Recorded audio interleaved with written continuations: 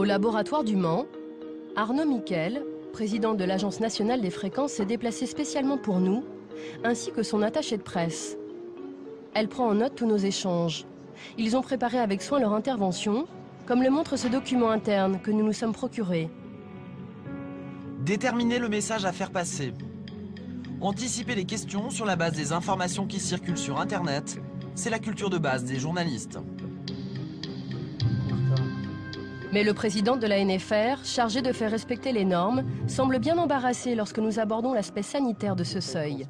Quand un utilisateur téléphone avec un téléphone qui est conforme, est-ce qu'on risque strictement rien pour notre santé?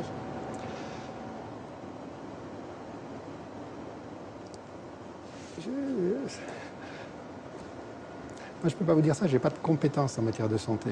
Est-ce que vous risquez, tout à l'heure, vous étiez en train de fumer une cigarette. Est-ce que vous risquez rien pour votre santé quand vous fumez une cigarette? Moi, si, on nous dit fumez-tu, ça on le sait, c'est marqué sur les paquets de cigarettes. Moi, je ne suis pas compétent pour vous dire ça. Fumez-tu, on me le dit, je le crois. Mais le téléphone portable, je veux dire, est-ce que les normes sont protectrices pour notre santé? Est-ce que ça veut dire qu'on nous garantit aucun risque en dessous de ces 2 watts par kilo? Dans le rapport publié, la mise à jour de l'expertise en France, qui a été soulignée, c'est qu'en l'état actuel des connaissances, ces limites ne sont pas susceptibles, un téléphone qui respecte ces limites n'est pas susceptible de causer des dommages à la santé. Ça veut dire c'est en l'état actuel des connaissances. Peut-être que dans 10 ans, on nous dira qu'en fait, ces normes n'étaient pas protectrices. Ce qui est dit, c'est ce qui est dit, Pourquoi ce malaise? Sans doute parce que de plus en plus de chercheurs font un lien entre certaines pathologies et le téléphone portable, et cela depuis plus de 10 ans. En 1998, le mobile déferle en France. L'État décide alors de lancer un programme de recherche appelé Comobio. Différents laboratoires vont travailler sur l'impact sanitaire du téléphone. Ce projet est financé pour moitié par les industriels du secteur, et le coordinateur de Comobio n'est autre que Bernard Verret.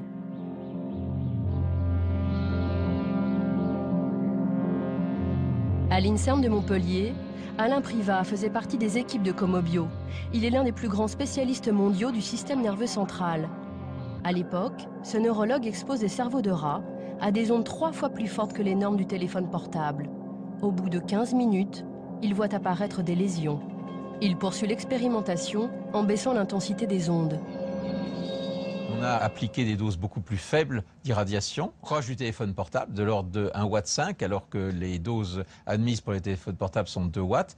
Et cette fois, avec des doses fractionnées dans le temps, pendant plusieurs semaines, et on a retrouvé exactement les mêmes lésions. Ce qui veut dire qu'il y a des traces au niveau du cerveau d'un rat après exposition aux ondes électromagnétiques. C'est-à-dire, quelle question est posée avec cette étude-là, en fait, par rapport à l'homme et l'utilisation du téléphone portable? Eh bien, ça veut dire que, à terme, si vous voulez, pour les gens qui utilisent beaucoup de téléphones portables, pendant peut-être plusieurs minutes, voire plusieurs heures par jour, il pourrait y avoir des modifications dans leur cerveau qui seraient susceptibles de déclencher des maladies, comme des maladies graves, comme peut-être l'épilepsie, ou aussi on a pensé à la maladie de Parkinson. Et donc, ça vous a un peu inquiété sur le coup? Sur le coup, ça nous a inquiété parce qu'on sait très bien que les cellules qui sont atteintes, ces cellules qu'on appelle des astrocytes, on découvre de jour en jour qu'elles jouent des rôles de plus en plus importants au niveau du système nerveux central. Donc oui, c'est quelque chose qui nous a inquiétés, certainement. Pierre Robineau, lui aussi faisait partie du programme Comobio. Cet ancien directeur de recherche du CNRS de Bordeaux exposait lui aussi des rats aux ondes d'un téléphone portable. Il découvre que la barrière hémato-encéphalique, qui protège le cerveau des substances toxiques, s'ouvre sous l'impact des ondes. Ça permet apparemment l'entrée de substances qui n'ont rien à faire là, que certaines de ces substances peuvent être toxiques, et que d'autres, de toute façon, même si elles ne sont pas toxiques par elles-mêmes, vont entraîner une réaction inflammatoire, donc qui n'est pas saine. Prenons un exemple, par exemple, je sais pas, moi, vous fumez, il peut y avoir des goudrons présents dans votre sang, ils peuvent très bien se retrouver dans le parenchyme cérébral, alors qu'ils n'ont rien à y faire. En plus, bon, il y a un phénomène inflammatoire qui se développe, avec une possible toxicité pour les neurones avoisinants. Donc ça veut dire que les ondes peuvent provoquer en fait des œdèmes dans le cerveau des rats que vous avez étudiés? Ah oui, je suis même certain que là, dans ces conditions-là, on va avoir au moins un micro-œdème.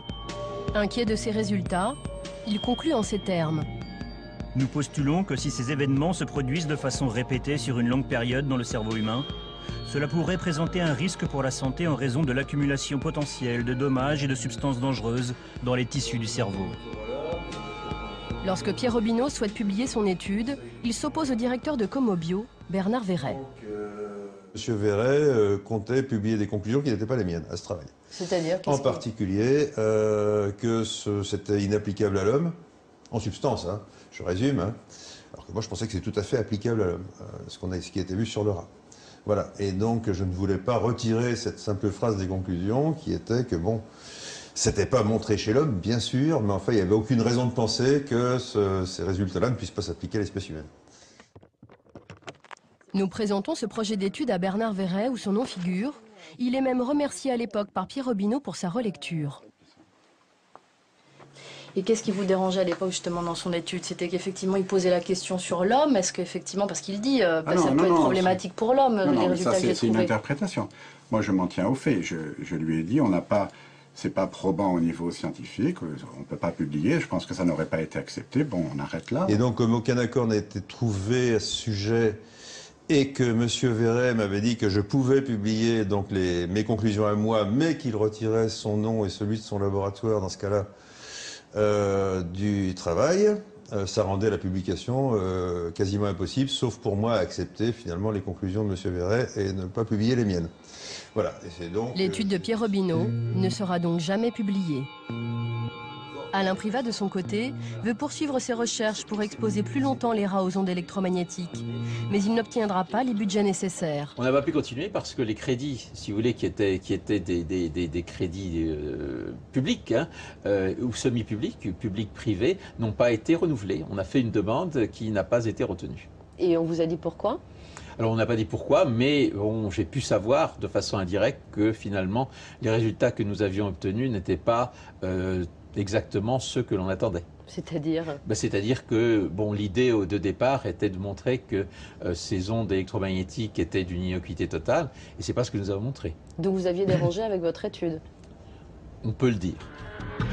Au final, les deux études du programme Comobio qui montraient les effets néfastes des ondes du téléphone portable n'aboutiront jamais.